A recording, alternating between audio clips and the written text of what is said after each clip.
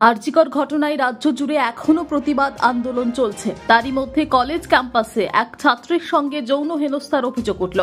আসানসোলের রানীগঞ্জের টিডিবি কলেজের ঘটনা। এই ঘটনায় ফের নারী নিরাপত্তা নিয়ে প্রশ্ন উঠতে শুরু করেছে। টিডিবি কলেজের টিচার ইনচার্জ মিলন মুখার্জি বলেন, কলেজের এক ছাত্রীর অভিভাবকদের তরফে একটি অভিযোগপত্র এসেছে যে কলেজের প্রাক্তন ছাত্র শ্যামপুরি কলেজ ক্যাম্পাসের মধ্যে এক ছাত্রীর সঙ্গে যৌন হেনস্থা করেছে।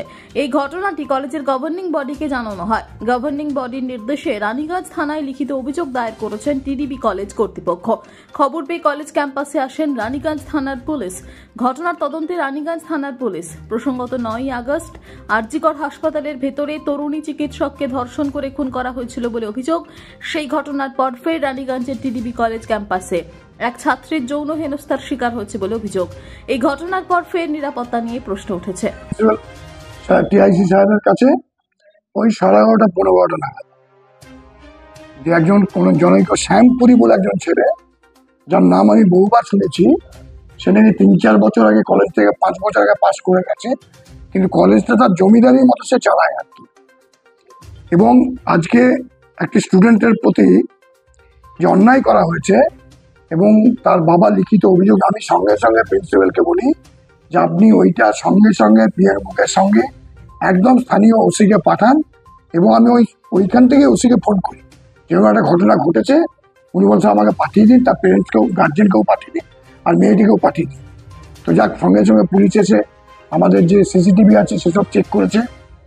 মেয়ের বাবার সঙ্গে বা ওদের যারা ছিল, আমি তো অন্য একটা জায়গায় ছিলাম, আসানসোলেই ছিলাম। সকালবেলায় আমি যখন কলেজে আসি, তারপরে আমার কাছে দুজন গার্জেন আসেন এবং তারা একটি চিঠি আমাকে দেন। সেখানে তাদের মেয়ের সাথে, যে আমার বোনাফাইড স্টুডেন্ট এখানকার, তার সাথে একটা সেক্সুয়াল হ্যারাসমেন্টের কেস হয়েছে বলে উনি উল্লেখ করেন। আমি সঙ্গে সঙ্গে সেটাকে আমাদের যে আইসিসি আছে তাদেরকে ফরওয়ার্ড করি এবং আমার গভর্নিং বডির প্রেসিডেন্টকে ব্যাপারটা জানাই। গভর্নিং বডির প্রেসিডেন্ট আমাকে ইনস্ট্রাক্ট করেন যে আপনি এক্ষুনি থানায় এফআইআর করুন এই ঘটনাটা নিয়ে।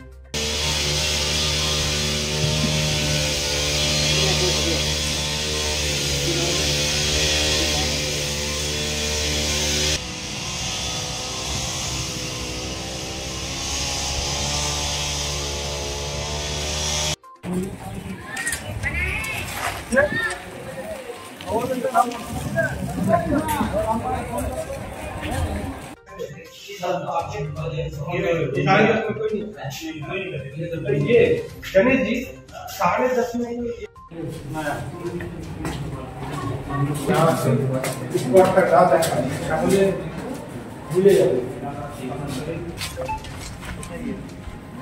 আপনারা দেখছেন সংবাদ শিরোনাম।